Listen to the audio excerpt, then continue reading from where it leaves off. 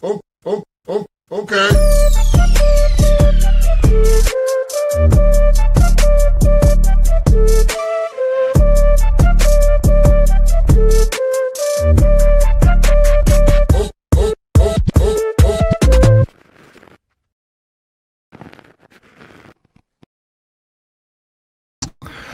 Well, good afternoon, everybody, and welcome to the Daily Herold here on Badlands Media. I'm your host, John Herold, and I'm back. I was at GART down in Cocoa Beach, which, by the way, was just fantastic. You guys are awesome. Everybody who attended, whether that was in person or virtually, big shout out and kudos to you guys. It was a great weekend. We had a great time. We had some great panel discussions.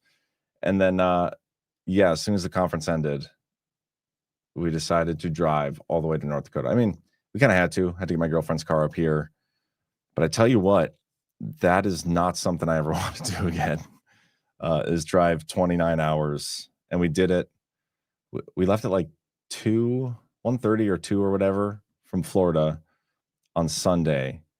And we got to Bismarck, North Dakota around, I think it was like 1 o'clock on Tuesday. Really only stopping to sleep like the 6-7 hours on the 2 days, and then like for gas and stuff. So that was pretty brutal. But other than that, it was a great weekend, and it was nice to disconnect from the news every now and then. I highly recommend everybody should do it. Disconnect from the. Did I start mid-sentence? What? Yeah, if there's any issues with the stream today, let me know, because I'm testing out, and you guys will probably make fun of me for this, but I'm testing out a stream to Instagram, and I don't know if it's even working. Well, it looks like it might be.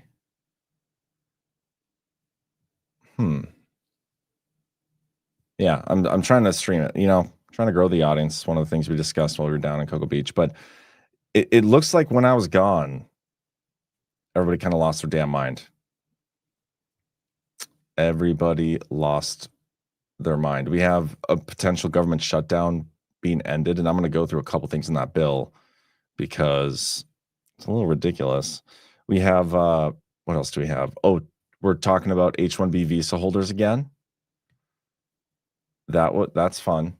I remember everybody was up in arms about that about a year ago, and apparently we're all up in arms about it again. So I'm looking forward to getting upset about that again. Yes, we are live on Instagram. That's cool. Cool beans. Yeah, anyway, I'm gonna get a quick word from our sponsors, and then I think we'll just start plugging away. Lots of random news stories. Epstein drama. Again, that's always fun, right? We'll see what happens. First up, a quick word from All Good. Badlands Media's own Jessica is the one who runs this. Make self-care great again with All Good by Jessica Storm. This holiday season, treat your hair to All Good's bestseller, the Tallow Hair Mask. Deep hydration, zero junk, just simple organic ingredients with purpose. While you're shopping, grab the new drops, Tallow Beard Balm, Tamed Hair Serum, and Pure Whipped Tallow. All handcrafted in small batches from Clearwater, Florida, and delivered to you in glass jars, so it's all good inside and out. No toxins, no parabens, no sulfates, no BPAs, no PFAs, and no BS. Head on over to badlandsmedia.tv/allgood and use promo code Badlands to snag your discount and support Badlands Media. It's badlandsmedia.tv/allgood, promo code Badlands. We just got a quick word from Save Pulse. Today's show is also sponsored by Save Pulse. They're dedicated to keeping you and your family healthy with top-quality medications like amoxicillin, azithromycin, ivermectin, and hydroxychloroquine at unbeatable prices. The streamlined ordering process makes it easy to stock up on all your health essentials, and now with exciting news about fenbendazole showing promise in cancer research, they proudly offer this alongside antibiotics and other viral care meds. So don't wait. Prepare for any health scenario today. Get your supply and stay ahead of the curve with Save Pulse. Go to badlandsmedia.tv/meds. Use promo code SAVEHEALTH at checkout to get a 20% discount on orders over $100. And please note that some packages have been held up in customs recently, but those packages are en route to their destination. And how are you guys doing in the chat? It's nice to see a couple people say they miss me. That's cool. I appreciate that. Phil Scarborough, corrupt as shit and illegitimate AZ Gov, Katie Hobbs, in all kinds of hot water. and under investigation. Will they get her on election fraud too? I doubt it, but maybe. I would love to see some actual justice and accountability at some point. Will we ever get it? This is one of the things we discussed down at GART. There's this, I think there's some good back and forth and some good pushback between realistic, the realistic situation and realistic expectations, and then like more of the optimistic hopium type.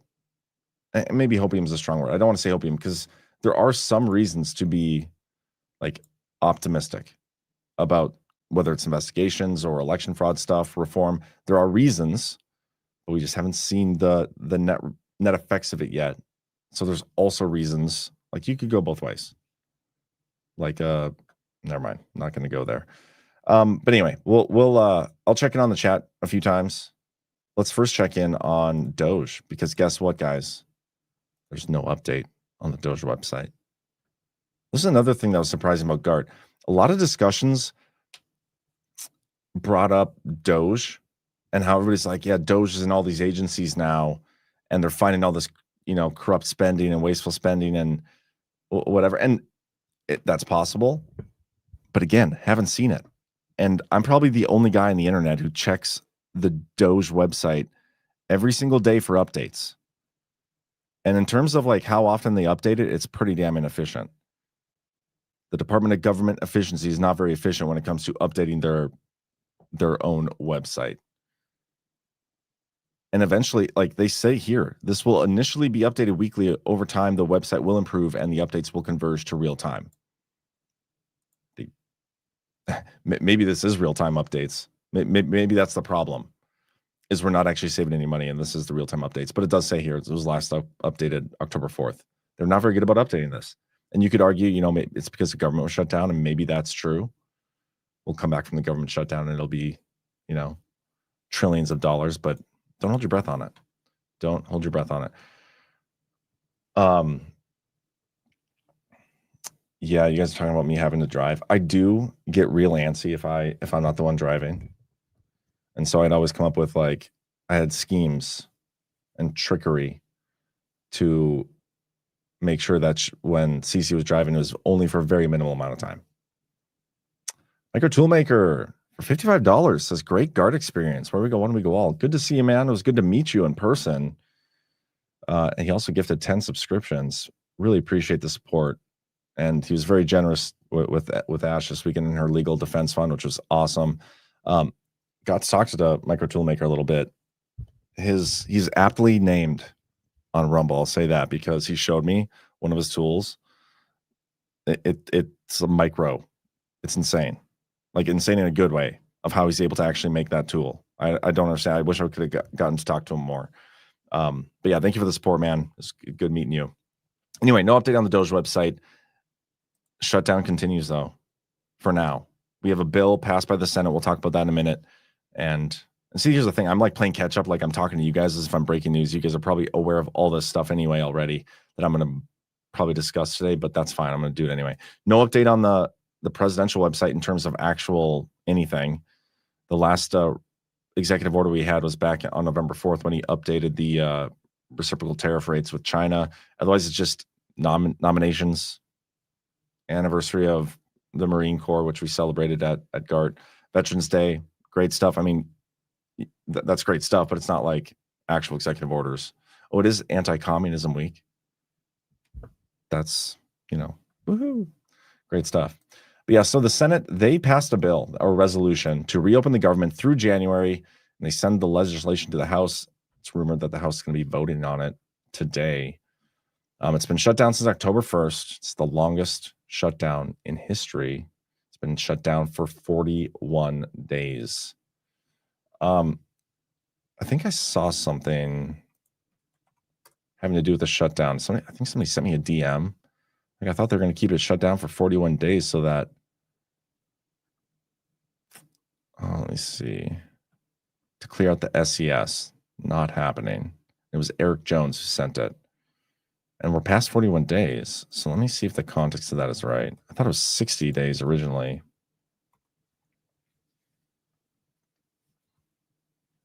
And I might not get the answer that I want now.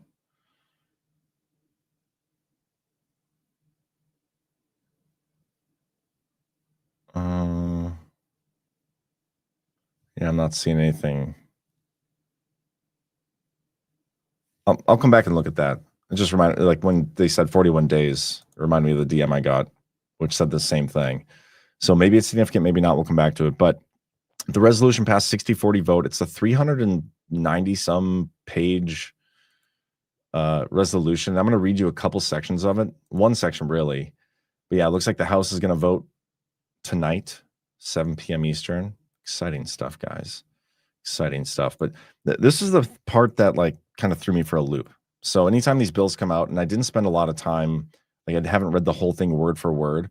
If you just go to the beginning of the document, it gives you the table of contents. And this is if you're going to look into stuff like this and want to get into actively reading documents, I mean, I wouldn't necessarily recommend it. It's kind of boring. But if it excites you, this is what you do first. You go to the table of contents, you read through and pick the stuff that you think seems interesting. So like right off the bat, I went to foreign assistance, mostly has to do with food program stuff. And then the legislative branch stuff is the other thing that kind of stuck out. And I think there was, miscellaneous. There was nothing in there. But my first passing, that's what stuck out. And it's this subpoena one that is really weird. Okay. And I think the government officials are kind of like doing themselves a solid here. And I think it's kind of bullshit. So requiring Senate notification for disclosure of Senate data. Now, if you remember back in December of 24, when we had that whole kerfuffle about the continuing resolution they were going to do then, and they had this huge, monstrous, like 1,300 page bill. Nobody really read through it. They had their AI go through it, but I went through that thing and I found something super interesting where they were going to actually quash. I think that's the right word, quash or squash. I don't remember. It might be both might work. But either way, they're going to do one of those words to subpoenas if they and I was like, why are they including this in the continuing resolution bill? My mindset is the same thing here because that had to do with data as well, like Senate data and House data. If some investigation was looking into the Senate or the House and they wanted their data, they could like basically squash that subpoena and have them not look at it. I think it's quash now. Now that I think about it more, I think it's quash, not squash. That's going to drive me nuts. I'll have to figure that out later. Anyway, so let me show you the right part here. Talking about data they get from a Senate office. They talk about target of a criminal investigation. And right here, notification by providers. In general, if any provider for a Senate office receives any legal process seeking disclosure of Senate data of the Senate office that is transmitted, processed, or stored, whether temporarily or otherwise, through the use of an electronic system established, maintained, or operated, or the use of electronic services provided in whole or in part by the provider for a Senate office, the provider for a Senate office shall notify the Senate office, and unless specified otherwise by the Senate office, the office of the SAA in writing. I'm not sure what sergeant at arms maybe. So right away, like if there was a criminal investigation into you or me, let's say, they're not going to disclose that they have subpoenaed my data, my phone data, until after they like bring charges, right? Like they don't have to notify us. At least that's my understanding of how it works. But the Senate right here is passing a rule that, you have to notify us. We're not going to be treated like every other citizen because we're the government, the Senate. You have to tell us when we're under investigation. If they are trying to subpoena our data, you have to let us know. Okay. And then there's no limitations on notice. That's the next part. Provided for a Senate office shall not be barred from providing notice to a Senate office and the office of the SA under subparagraph A by operation of any court order, any statutory provision, any other provision of law, any rule of civil or criminal procedure, or any other rule, regulation, or policy. They're literally making a rule for themselves that they are above the law when it comes to this stuff, when it comes to criminal investigations and at least notifications. Okay. Little sketchy here. And then they give them a pass on liability. A provider for the Senate office shall not be liable under any criminal or civil law for providing notice to a Senate office or the office of the SAA under this paragraph. So they're basically saying if there's an investigation into them, they are not they do not have to, like, they are not subject to the same rules and laws that we are. They get notification by a provider, and the provider will not be held liable by providing a notice to the Senate. This is BS. This is BS. But there's another part here. I want to find the right. Okay, special rule for target and non-target investigations. In general, if a senator is a target of a criminal investigation, a court may, upon application by the United States, issue an order delaying the notice required under this subsection with respect to an acquisition, subpoena, search, accessing, or disclosure of Senate data in connection with such investigation for a period of not more than 60 days. So this is where it's like, okay, criminal investigation, they can get like a waiver, and up to 60 days they can withhold it, and they can like try to re-up it or whatever. If there's reason to believe that providing notice would endanger the life or physical safety of any person, result in flight from prosecution, result in destruction or tampering with evidence, result in intimidation of potential witness, whatever. So a whole bunch of mumbo jumbo, but still BS in my opinion. And then this is the part that I don't think is even, this is the part I think is even worse. Private cause of action. Term instance with respect to violation of this section means such discrete act constituting a violation of this section, including each individual device, count, all this stuff. Violation of this section. The seeking, maintaining, or obtaining of a non-disclosure order or judicial sealing order to prevent notification of a senator, Senate office, that Senate data was acquired, subpoenaed, searched, accessed, all these things. So what they're doing here is, if you remember, a couple weeks ago, maybe a month ago even, there was that story where the Biden DOJ and Jack Smith, I think it was the Arctic Frost, they got access to a whole bunch of senators' information without notifying them. We didn't even find out about it allegedly until Kash Patel came out with the data. And this whole section has to do with that. But it gets even worse. The relief part. The Senate is basically making a rule and backdating it so they can sue the government and make a bunch of money off of it.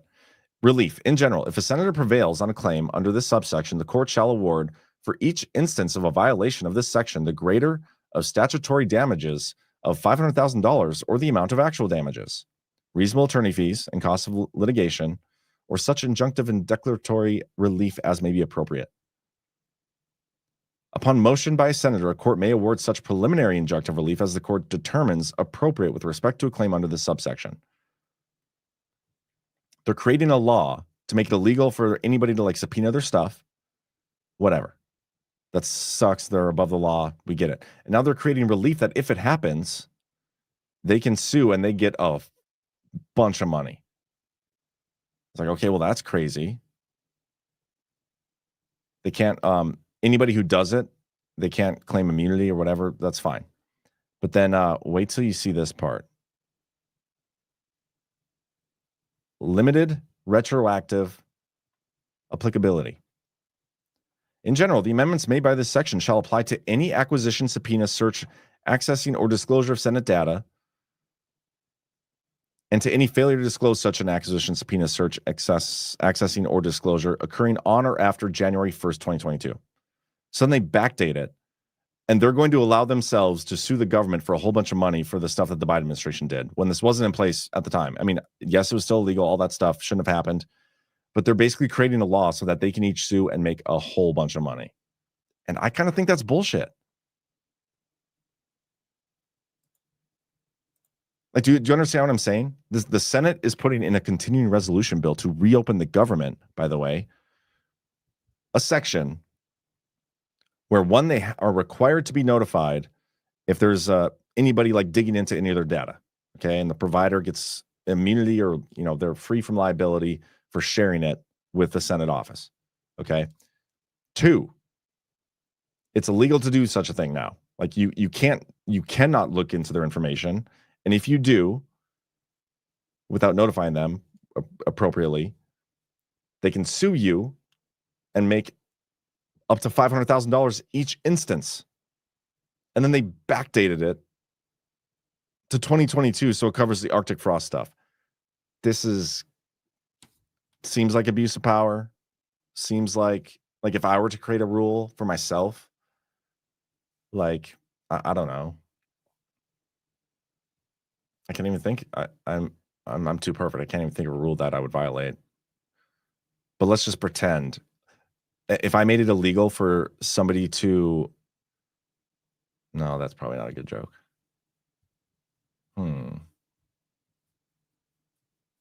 Well, here, if I just made it illegal for anybody to call me a criminal and misusing Badlands funds, and then I backdate it, like I made the rule today, I'm going to backdate it for 6 months or so, and then allow myself to sue them, and like it doesn't really matter. I can sue you, and I get, I'm not as litigious as some other people out there, but I can make it so I just make bank rolling in, and I can go back and find a whole bunch of instances of that happening.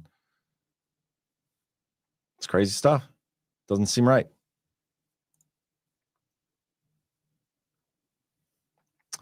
What's new rules for you and not for thee? Yeah.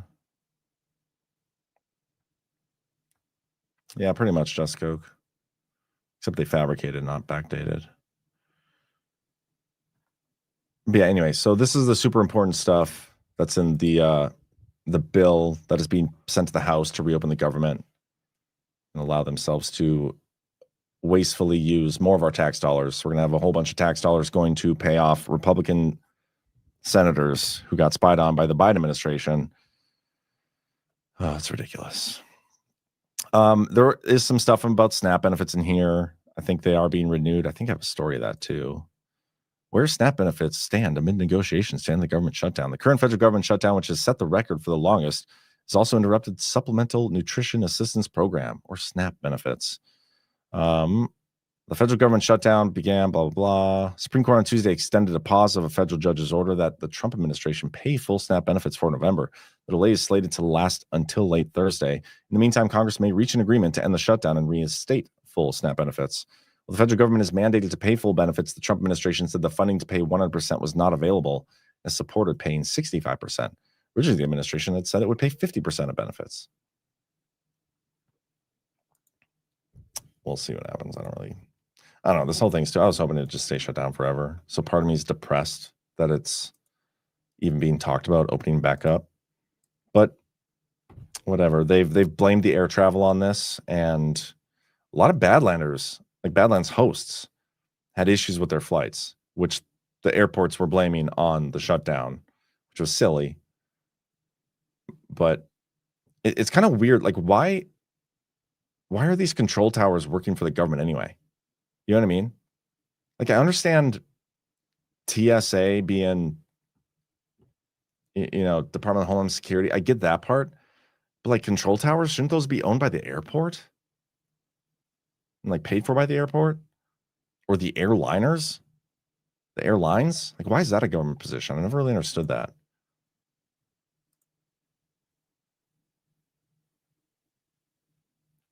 Ghost of Base Veteran, what gainest doth thy report on today? You should rewind a little bit, Ghost, because in the bill to reopen the government, not to rehash the whole thing, but the Senate basically put in a provision where they're going to be able to sue the United States government and make a bunch of money. And they backdated, they made something illegal and then backdated that being a crime so that they could sue and make a bunch of money. Real crazy. But anyway, let's talk about this because everybody's up in arms about this, and maybe rightfully so, but maybe that's the point. Let's take a listen. Republicans have to talk about it. And does that mean the H1B visa thing will not be a big priority for your administration? Because if you want to raise wages for American workers, you can't flood the country with tens of thousands or hundreds of thousands of foreign workers. You also do have to bring in talent. We have plenty of talented people here. No, you don't. We don't have talented people here? No, you don't have certain talents, and people have to learn. You can't take people off an unemployment line and say, I'm going to put you into a factory where we're going to make missiles, or I'm going to put How did we ever do it before? Well, I'll give you an example. In Georgia, they raided because they wanted illegal immigrants out. They had people from South Korea that made batteries all their lives. Making batteries are very complicated. It's not an easy thing. It's very dangerous. A lot of explosions, a lot of problems. They had like 500 or 600 people, early stages, to make batteries and to teach people how to do it. Well, they wanted them to get out of the country. You're going to need that, Laura. I mean, I know you and I disagree on this. You can't just say a country's coming in, going to invest $10 billion to build a plant, and going to take people off an unemployment line who haven't worked in 5 years, and they're going to start making missiles. It doesn't work that way. Republicans have. You know, weren't we like during the Cold War and World War, like weren't we making all sorts of stuff? We didn't need help from India back then to make our missiles. Are they the only ones that know how to make batteries? I mean, okay. Maybe we just needed to have another debate about what it means to be America first. And I do think that's the point when Trump does this stuff. Like, he knows what he's saying. I don't think he believes that we don't have the talent here.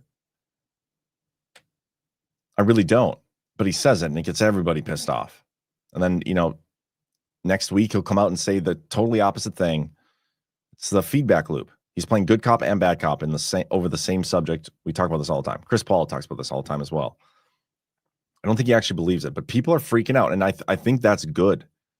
I think it is good to constantly have these discussions and reminders about what it means to be America first, and that you don't have to agree with everything Trump says.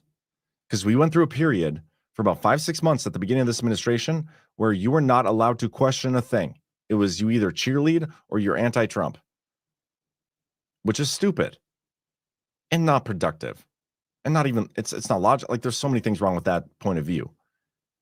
You can support a person and what they're generally trying to do and disagree with them on specific finer points of whatever it is.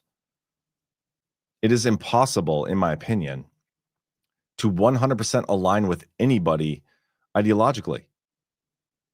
Like, that's so rare, and that's boring as hell.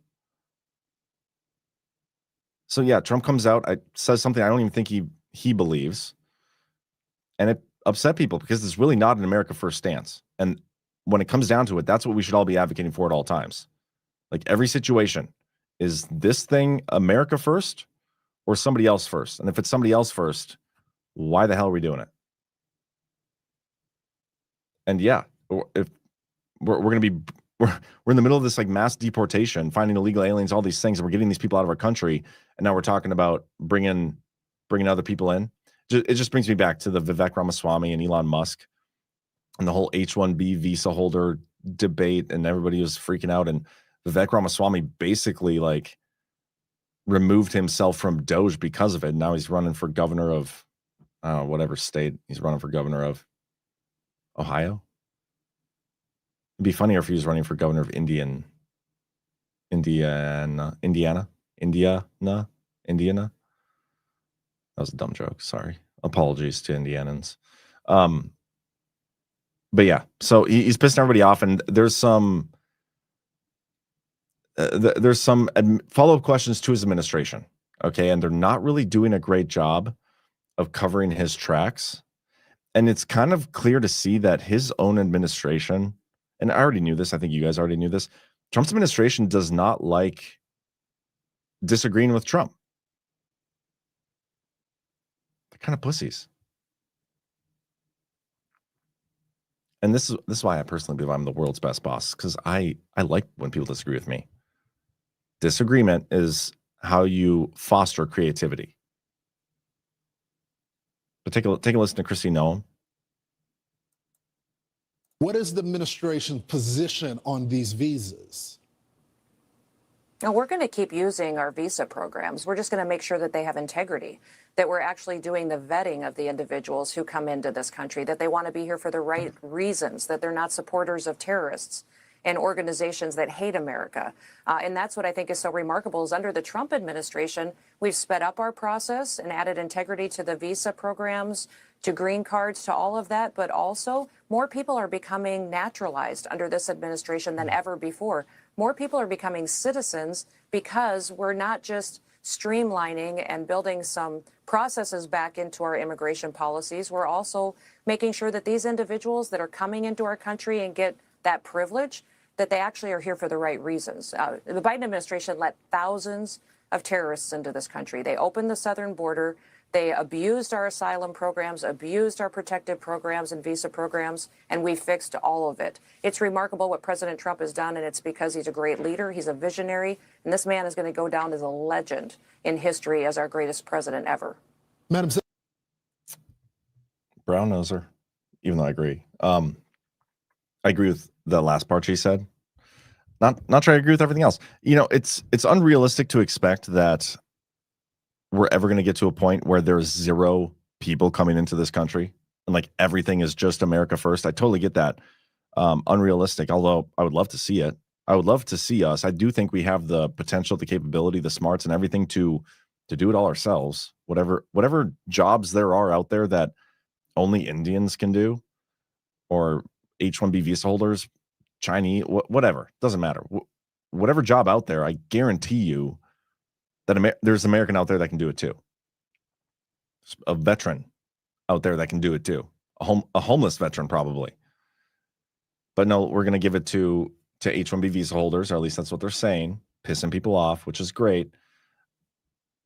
If we're going to have some sort of program where we do bring in these like super qualified whatever that we can't do here, if we're going to do that, then there needs to be, and I think this is something Trump has talked about in the past, but there needs to be somebody footing the bill for that isn't the American taxpayer.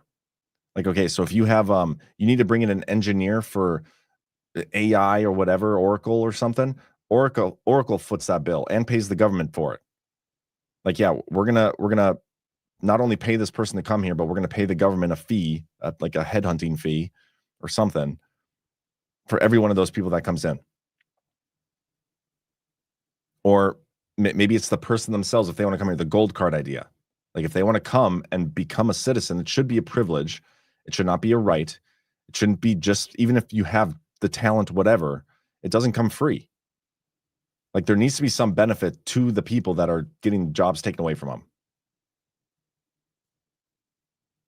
Pay down the debt, I don't know. But I don't love the rhetoric, and that's okay. But there's probably a reason for it. He's getting everybody pissed off about it right now. And then next week when he comes out and says the exact opposite, or they do something that's the exact opposite, everybody's already going to be like, okay, well, great. This is what I wanted the whole time. Because keep in mind, he's just saying it. As far as we know, he hasn't actually implemented anything yet. And maybe it's part of some trade deal he's negotiating. That's why he's saying it.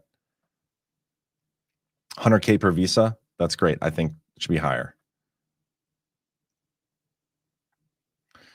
Allowing tens of millions of illegals to stay and more to come is the replacement. Well, let's talk about what Besson said quick about the same topic.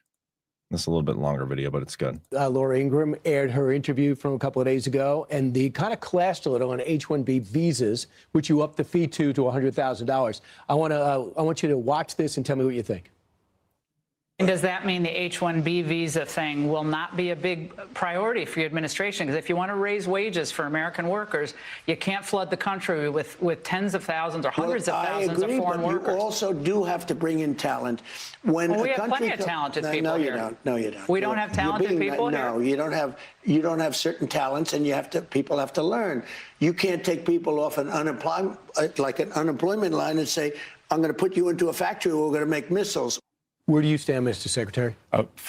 Brian, for years, 20, 30 years, we have offshored precision manufacturing jobs. And the president's point here is, we can't snap our fingers and say, you're going to learn how to build ships overnight. We want to bring semiconductor industry back to the U.S. There are going to be big facilities in Arizona. So I think the president's vision here is to bring in overseas workers where these jobs went. Who have skills. Who have the skills, 3, 5, 7 years to train the U.S. workers. Then they can go home. The U.S. workers fully take over. So do you understand the concern that people have? Hey, an American can have that job. Why you give it to a guy from India But an American can't have that job. So it's specific skills. Because we haven't built ships in the U.S. for years. We haven't built semiconductors. So this idea of overseas partners coming in, teaching American workers, then returning home, that's a home run. See, this to me is a completely different issue than the H-1B thing, even. This is like a very specific type of like, okay, we're going to bring in these 20, 50, 100 people to train our own 20, 50, 100 or whatever it is, and then they go home. Now, the problem would be if they don't actually send them home. But this doesn't sound like any form of H1B visa program. This almost sounds like, based on the way Besson said it, completely different than the discussion we had back when Vivek Ramaswamy shit that down his pants. Apologies for swearing. I was reminded this weekend that the show is, I'm supposed to not swear on the show, so it is friendly for kids too, kid friendly. But anyway, I swore, my bad. But this sounds different, doesn't it? Like that what he just said, what Besson just outlined, like, yeah, we want to bring all this stuff home. We want to be able to refine these rare earths. We want to make our own semiconductors. We want to build these specific missiles, which why are we having foreign countries build that stuff anyway in the first place? It seems like a national security issue, if you ask me. But regardless, it's a story we're being told. If you want to believe it, this is the narrative we got to engage with. And so they're just going to bring him here to train us to do it, and then they're going back. Nothing to be upset about. Ghost of Base Patrick Henry says, sounds like consultancy. That is what it sounds like. On-the-job training.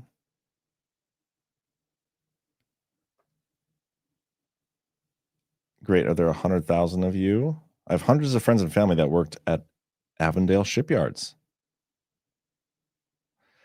Did they build military ships? Probably not.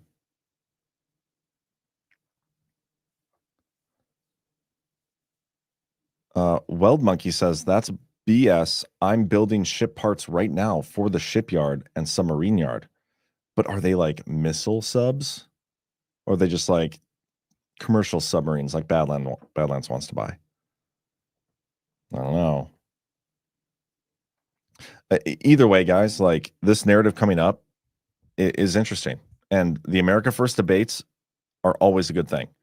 You just got to keep an eye out for the people that are using this to subvert Trump and not actually make it about the issue, because there's a lot of that going on.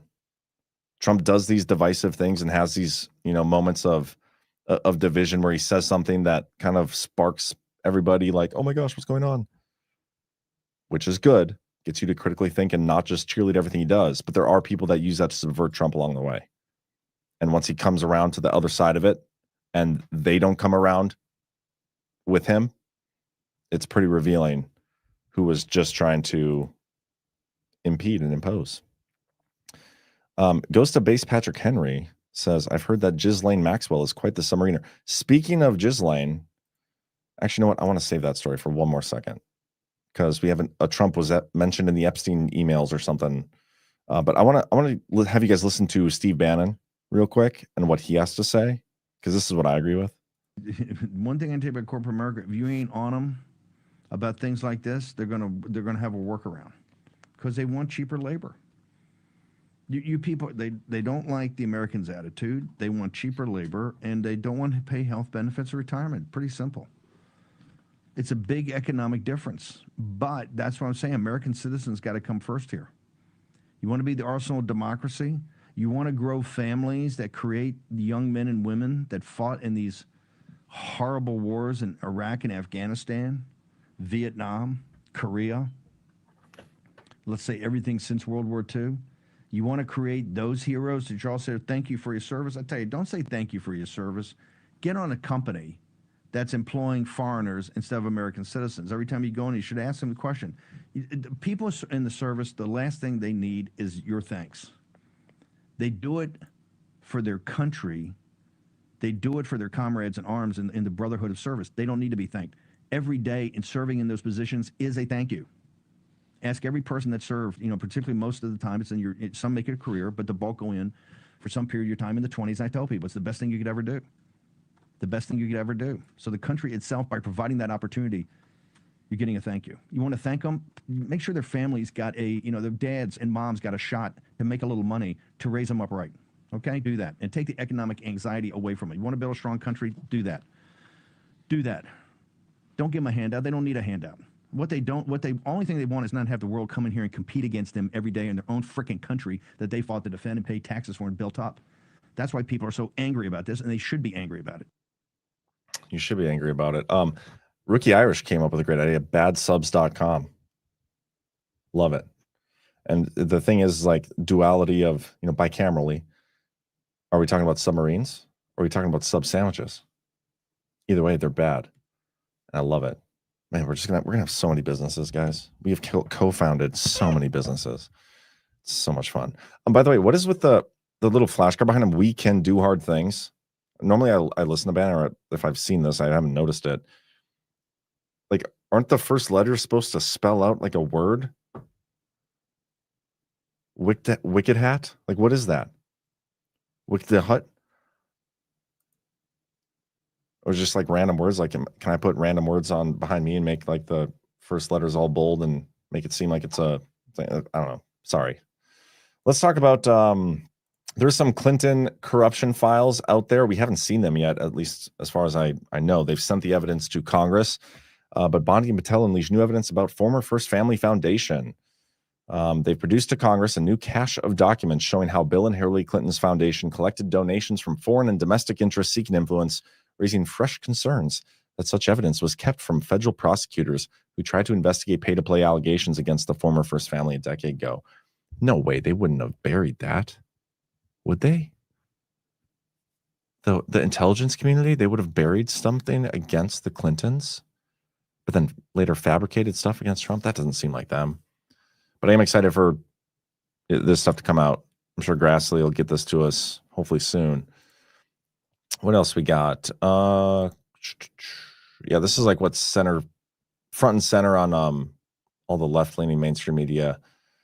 Jeffrey Epstein mentioned Trump in private emails, new release shows. Even now, White House holds press briefing as newly released Epstein emails reference Trump, as if that's why they held the press briefing. But this is what it actually said. Let me see if I can find it. Yeah. Jeffrey Epstein. I'm not sure if you guys are familiar with who that is, but he's a convicted sex offender whose death by suicide has spawned intense scrutiny of high-profile people he knew. Mentioned Donald Trump by name multiple times in private correspondence over the last 15 years with an associate and an author in Trump's orbit, according to newly released emails from Democrats on the House Oversight Committee.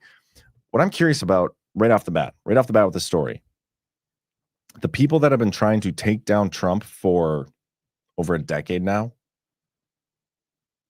they just now found these emails. Like they have fabricated things many times over the past few years. Fabricated, straight up made it up, paid money to have somebody make it up just so they could use it against him and delegitimize him and all these things, tarnish his name. And this is the first time we're hearing about this. So like my question number one is, are these even legit? How do we know they're not made up? And remember what Trump said about the Epstein files back when this was a big thing a couple months ago and everybody's freaking out over that. He said that, well, they're fake. It's a hoax. It's a hoax just like the Russiagate was a hoax. As in fabricated. Because that's what Russiagate was. That's where my brain goes right away. If they're even legit.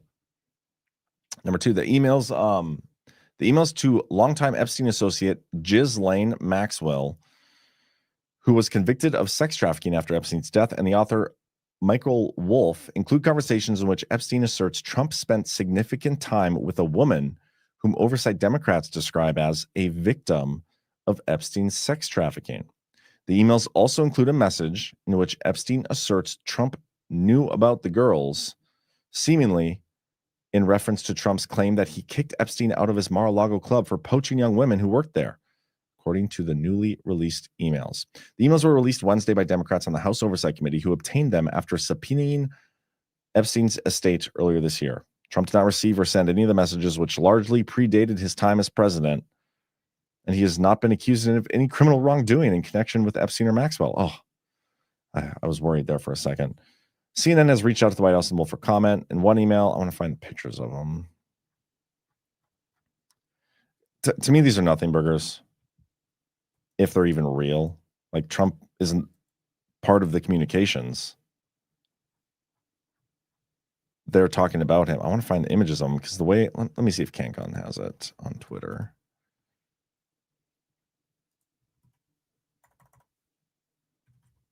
Ooh, here we got let's watch this. Mary. Thank you, Kelly. 2 questions on this. In the interest of transparency, why not just go ahead, release the full files on Epstein, get this all over with? This administration has done more with respect to transparency when it comes to Jeffrey Epstein than any administration ever. In fact, this administration, the Department of Justice, has turned over tens of thousands of documents to the American people. We are cooperating and showing support for the House Oversight Committee. That's part of the reason you are seeing these documents that were released today, because of the House Oversight Committee's and Republicans' efforts to get these out to the public. This administration also moved, the Department of Justice also moved to unseal grand jury testimony, which we know, unfortunately, a judge declined those requests. So this administration has done more than any, and it just shows how this is truly a manufactured hoax by the Democrat Party. For now, they're talking about it all of a sudden because President Trump is in the Oval Office. But when Joe Biden was sitting in there, the Democrats never brought this up. This wasn't an issue that they cared about because they actually don't care about the victims in these cases. They care about trying to score political points against President Trump, as we have, of course, seen with this government shutdown. And this entire thing, again, it's not a coincidence to the American people at home. There are no coincidences in Washington, D.C. And it is not a coincidence that the Democrats leaked these emails to the fake news this morning ahead of Republicans reopening the government. This is another distraction campaign by the Democrat and the liberal media, and it's why I'm being asked questions about Epstein instead of the government reopening because of Republicans and President Trump. There you have it. I do have CanCon's post here. The first one, new Epstein files or emails released by Dems. Chris Paul and I will break them down on Badlands Daily this morning, about 10 minutes. It was a good show. You should check it out. My quick take. We have speculated for quite some time that Trump has been an informant against Epstein. The dog that doesn't bark is Trump, followed by no mention of him, a reference to police chief, and then I'm 75% there, and then Maxwell responding that she's been thinking about it, supports that theory, big old dummies. And here's the first email from Epstein to Maxwell. I want you to realize that that dog that hasn't barked is Trump. Victim, probably Guffrey, spent hours at my house with him. He has never once been mentioned. Police chief, etc. I'm 75% there. And then Maxwell says, I've been thinking about that. There's another email. I hear CNN planning to ask Trump tonight about his relationship with you, either on air or in scrum afterwards.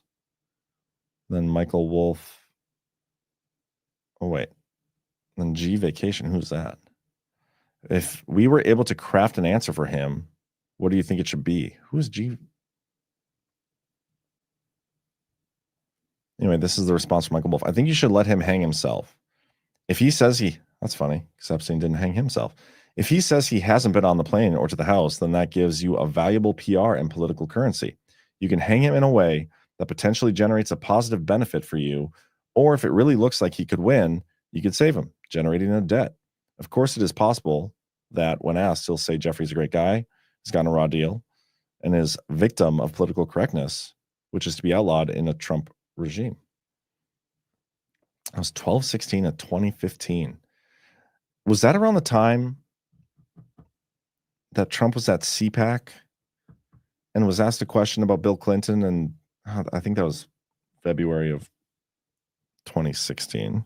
This is before that. But this is interesting. And it doesn't matter, like this whole like are they trying to blackmail him or whatever? Trump was never on the plane or to the house.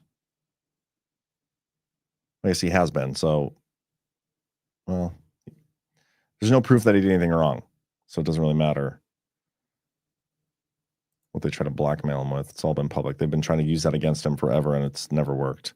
But there's one more thing I want to show you guys, just having to do with Thomas Massey, because what she says on there is like, now, these people, they haven't said a single thing about Epstein for years. And then all of a sudden, with Trump in office, they're like all going gangbusters. Reminder that Thomas Massey, who has been one of the biggest proponents in terms of Republicans demanding the transparency about the Epstein files, prior to this, like recently with Trump in office, he hardly ever said anything about the Epstein files. The one time he's like, I demand the release of the Epstein client list, was in response to somebody Emerald Robinson. You should demand the release of the Epstein client list to the American public, and then we will know who's compromised. Start by leading on this issue. And that was like a almost in jest comment. And other than that, like he hadn't said a thing. Look at that. Nothing. But ever since this year, February, starting February, and then July, it's like half his posts. That's all he ever talks about. It's political points against Trump. That's why he's done it. Trump sold MAGA out to the Jew and neocons. I don't know if I know about that. I don't know if I believe that. The dog that doesn't bark is a reference to Sherlock Holmes, says CanCon. Could be. A couple more headlines I want to get through real quick. Malay and Trump skip South Africa G20. Move seen as diplomatic slight. Yeah, I mean, basically is. But also, did you guys know the G20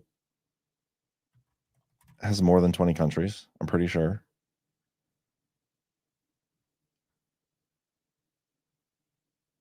Hold on, how many countries?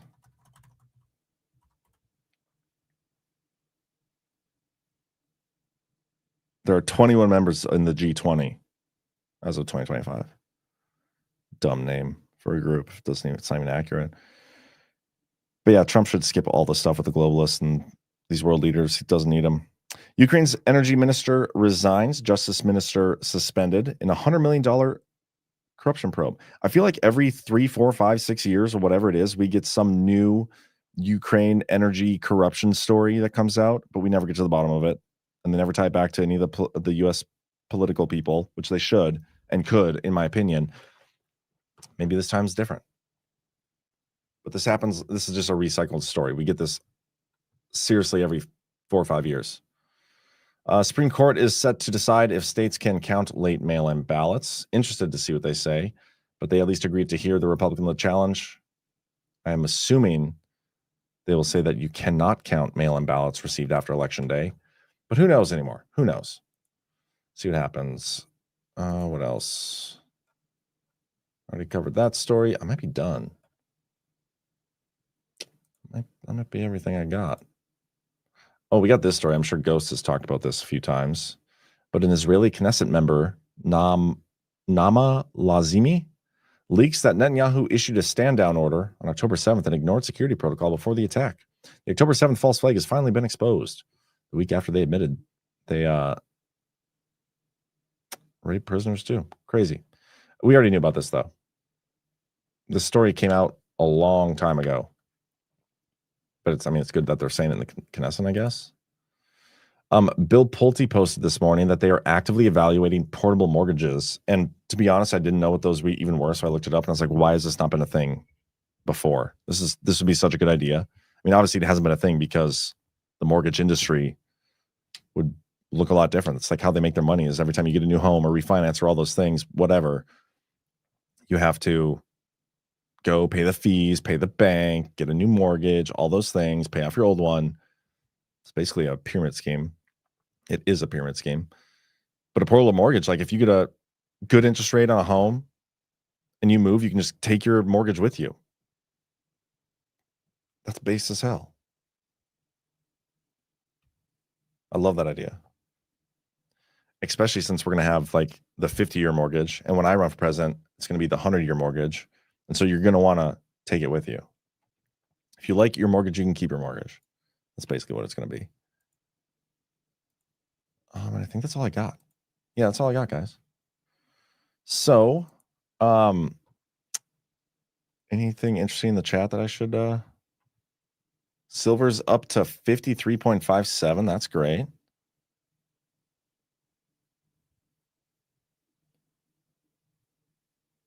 Oh, hold on. Is CC saying that she drove? I think there's some misinformation and disinformation going on in the chat.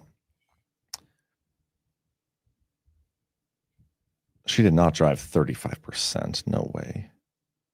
Maybe a little bit. Oh yeah, so if you guys aren't aware, December 13th, I'm going to be emceeing an event in Kansas. You know what? I should probably find the flyer for this. Kansas Reckoning. Here we go. So the Twitter account is at Kansas Reckoning on Twitter. And this is the event. Saturday, 12/13/2025, from 2 to 5 at Overland Park. Matt Gaetz is going to be headlining. I mean, headlining besides me, of course. Detroit pastor Lorenzo Sowell. Seth Keshel is going to be there. I'm going to be emceeing. It's going to be interesting. It's my first time ever like actually emceeing an event that isn't like a Badlands event. And who knows? Depending on how it goes, it'll probably be my last time emceeing an event that isn't a Badlands event. But who knows? Maybe I'm going to crush it. But you guys should come. If you guys are in the area and willing, you should come. And also, there's going to be a Badlanders meetup the next day, I think Sunday, around noon. I'll have more details and I'll post about that later. But it should be a good time and a good cause to support. So I'd encourage you guys to come to this, get your tickets. I think there's a couple of Rumble rants that came through. Let me look at those.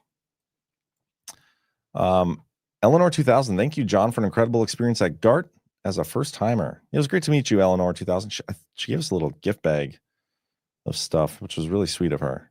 Very sweet lady. There's so many great people at GART. It's always awesome to meet. And we had like 50% or more were first timers, which is always awesome as well. That's why we do them, you know, kind of all over and 4 times a year. We don't expect everybody to come to every one, but we want everybody to like get that experience, you know, and it's just great. And we are actively looking for our spring, likely sometime in March. I'm very limited in my availability in March. So, but as soon as we have that locked down, I'll let you guys know. And potentially a couple outside Badlands speakers that I'm hoping to bring on just for panels or like at least live interview type thing. See if I can pull it off. And then again, Micro Toolmaker, great GART experience where we go one, we go all. Thank you, sir. Again, it was so good to see you. Babbage 3, congratulations to Badlands for reaching 6,000 subscribers on YouTube. Are there any plans of monetizing the current channel? People are asking about it. Would love to. I don't know if we can. I'll have to look into it. I think we have like a we're banned from monetizing that for a couple more months yet, but I'll double check on that and let you know. And the final demand, when you think about how all of American manufacturing, et cetera, has been shipped overseas for decades, U.S. tech secrets sold to enemies, does it not make sense we bring them back to rectify that inequity? Well, of course it makes sense to bring them back. I think that the issue seems to be like this misconception, and that maybe there needs to be clarification of exactly what Trump meant. But people are pissed because it sounds like, oh, we're bringing all these foreign workers in because we're not good enough. We can't do the job ourselves. And I don't necessarily think that's true. I don't think that's what Trump was implying. I don't think that's what he's saying. I think he's being very specific about like these, whatever, building specialized submarines, weapons, semiconductors, all those things. I'm sure we can figure it out ourselves. But regardless, I'm not going to freak out about it. The principal argument of what's America first, that stands for me. And Trump knows that, and Trump believes in that. If he is taking the side of an issue, he's doing it to spark the debate, because maybe there's going to be a reason for everybody being on the same page about, yeah, like that's not America first, because of something that's coming later. We just have to see. But I think with that, guys, I appreciate you guys tuning in. Make sure you hit that thumbs up. Do me that favor. I will be back on tonight with Burning Bright for the DPH. What else is going on today? You know, Shipwreck's got her show. Who else? Altered State, Shipwreck. Yeah, DPH. Guys, make sure you tune in. Gonna be a good day here at Badlands. Make sure you give us a follow. And yeah, as always, get your soft disclosure. I'll do that real quick as well, and then we'll get you guys out of here. Softdisclosure.com. Hit the thumbs up. I'll see you guys this evening. And thank you guys for tuning in and being patient with me while I was gone. It was a much needed little tune out while I was driving across the country. See you tonight. Before skincare went synthetic, people used something simple, something real, tallow. Grass-fed and finished beef tallow is packed with vitamins A, D, E, and K. Nutrients your skin actually knows what to do with. It locks in moisture, restores elasticity, and defends against winter dryness. No water, no preservatives, and no BS. Unlike plant oils or chemical creams, tallow mimics your skin's own structure. Elbows, hands, knees, post-shave, Anywhere your skin's crying for real moisture. Perfect for gifting or keeping your own skin soft when the cold hits. Visit softdisclosure.com and use promo code Badlands for 15% off. Ancient Care, modern truth. Self-disclosure. Extra, extra, read all about it. 3. Let's get started.